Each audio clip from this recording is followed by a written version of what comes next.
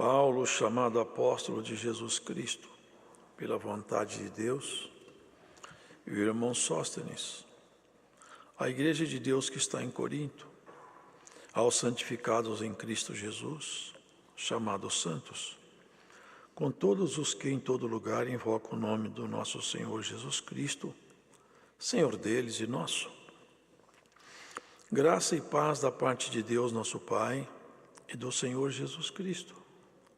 Sempre dou graças ao meu Deus por vós, pela graça de Deus que vos foi dada em Jesus Cristo, porque em tudo foste enriquecidos nele, em toda palavra, em todo conhecimento, como fui mesmo testemunho de Cristo confirmado entre vós, de maneira que nenhum dom vos falta, esperando a manifestação de nosso Senhor Jesus Cristo, o qual vos confirmará também, até o fim, para serdes irrepreensíveis no dia de nosso Senhor Jesus Cristo.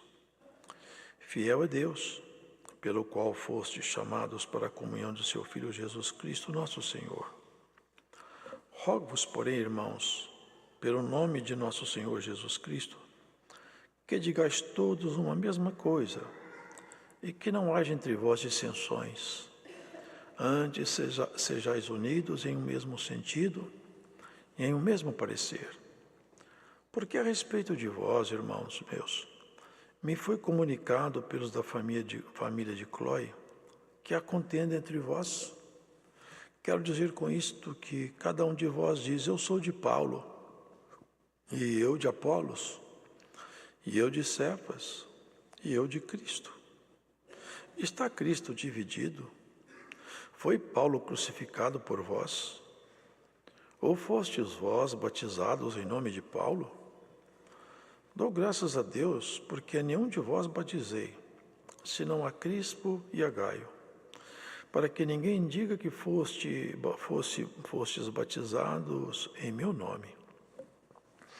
E batizei também a família de Estéfanas.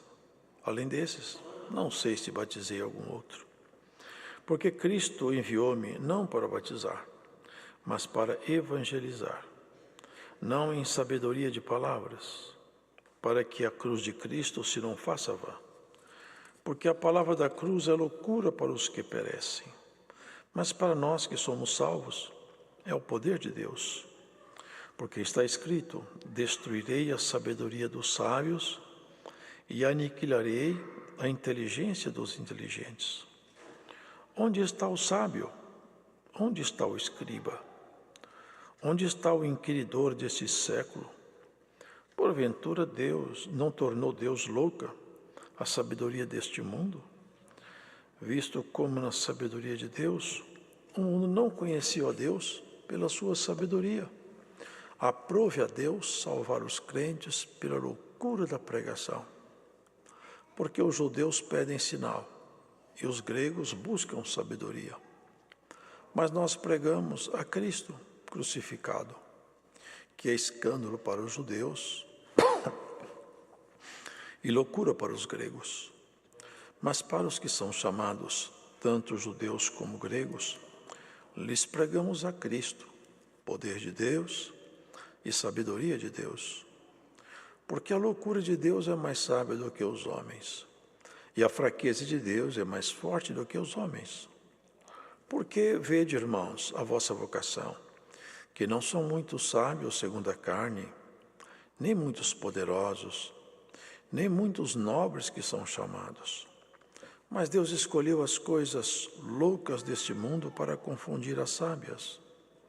E Deus escolheu as coisas fracas deste mundo para confundir as fortes. E Deus escolheu as coisas vis deste mundo e as desprezíveis, e as que não são, para aniquilar as que são, para que nenhuma carne se glorie perante ele, mas vós sois dele em Jesus Cristo, o qual por nós foi feito por Deus sabedoria e justiça, e santificação e redenção, para que, como está escrito, aquele que se gloria, glorie-se no Senhor. Amém.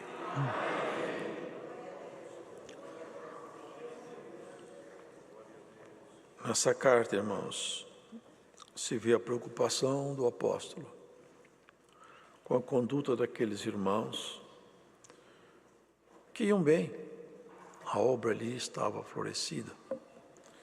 Ali se vê que o apóstolo tinha feito um trabalho e o resultado do trabalho era muito bom.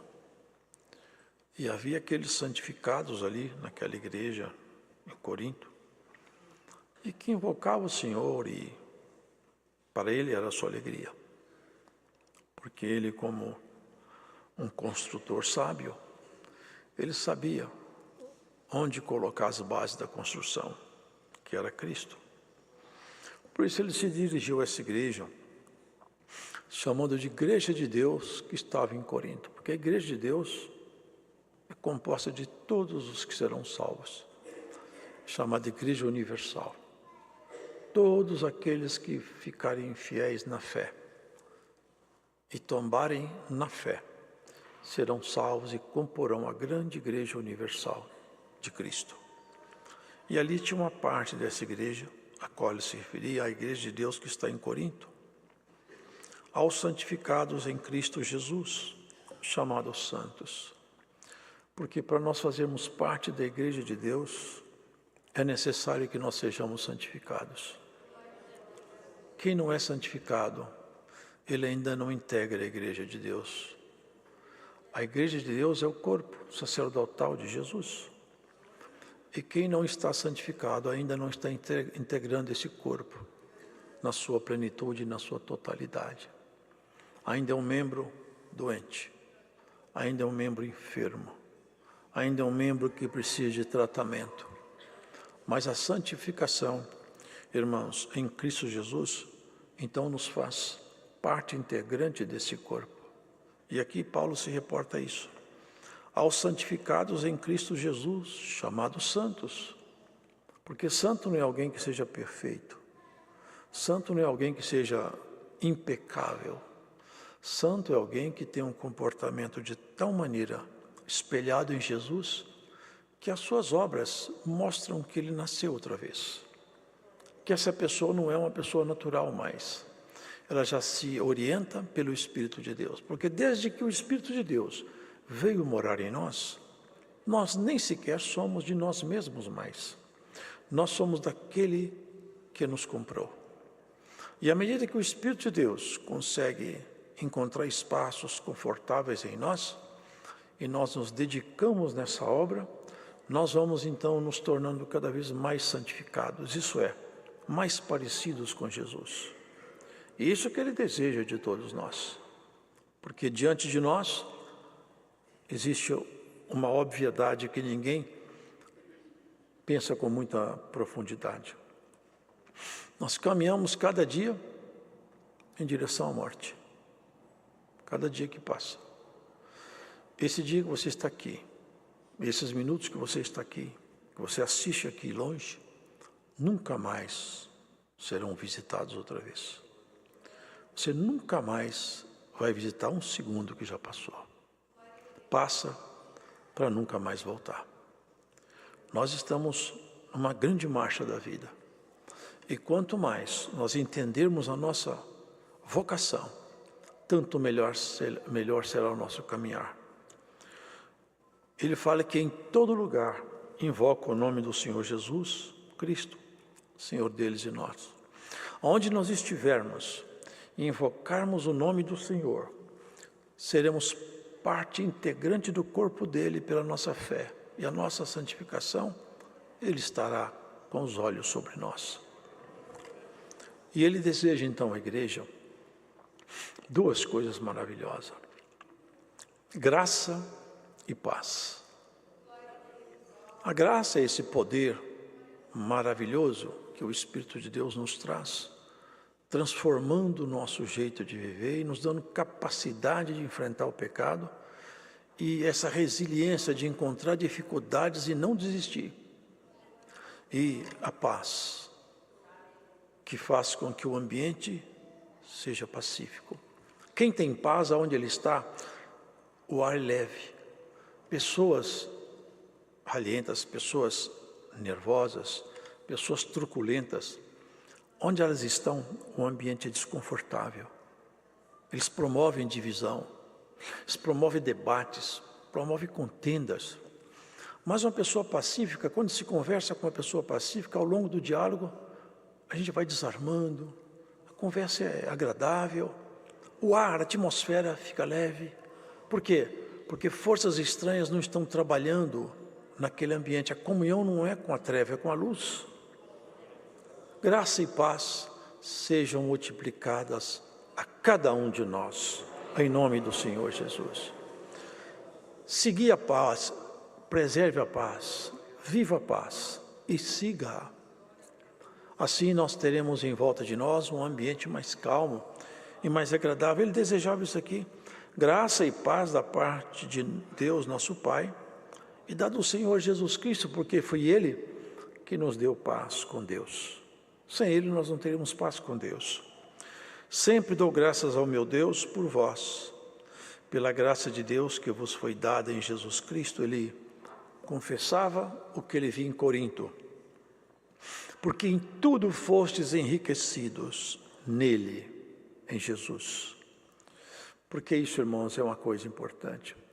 Quem se aproxima de Deus, e só tem um jeito de aproximar de Deus, é por intermédio de Jesus.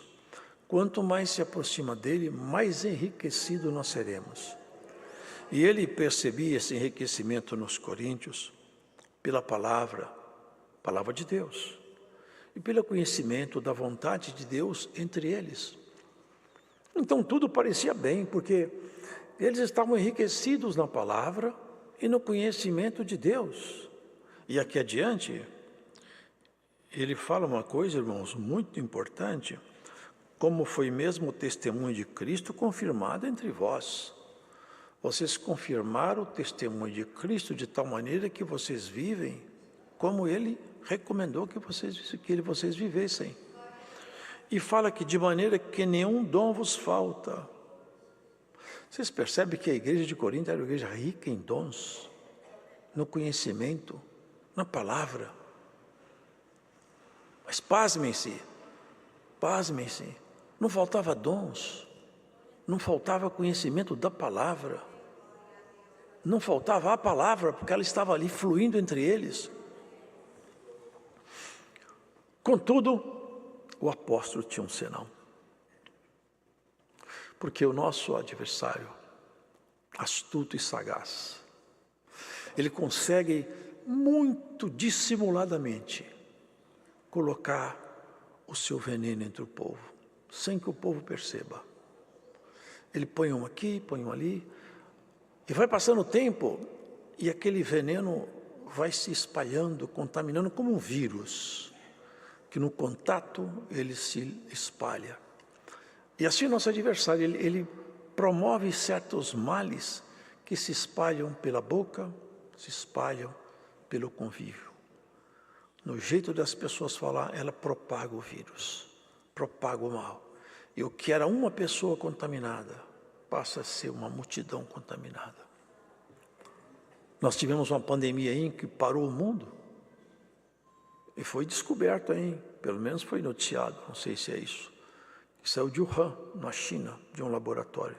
Se é de lá, se não é, eu não sei, mas pelo menos foi noticiado. Não sei de onde quer que tenha saído, o fato é que esse vírus propagou-se pelo planeta Terra. O vírus é tão pequeno que não se pode vê-lo. Como que ele pode propagar tão rápido, irmãos? Pelo contato, pelos ares. É impressionante como o vírus conseguiu propagar-se pelo planeta. Em 1918, fala-se em 50 milhões, 100 milhões de pessoas morreram pela gripe espanhola. Quase acabou com o mundo naquela época. Se espalhou rapidamente de ponta a ponta, daqui a pouco a morte virou um fato tão comum que já não virava notícia mais. 50 a 100 milhões de pessoas morreram, contaminado por um vírus. Esse vírus aí, hoje é conhecido, bem conhecido da ciência, mas tem uns vírus aí que o povo de Deus precisa conhecer melhor. E tem que tomar um preventivo.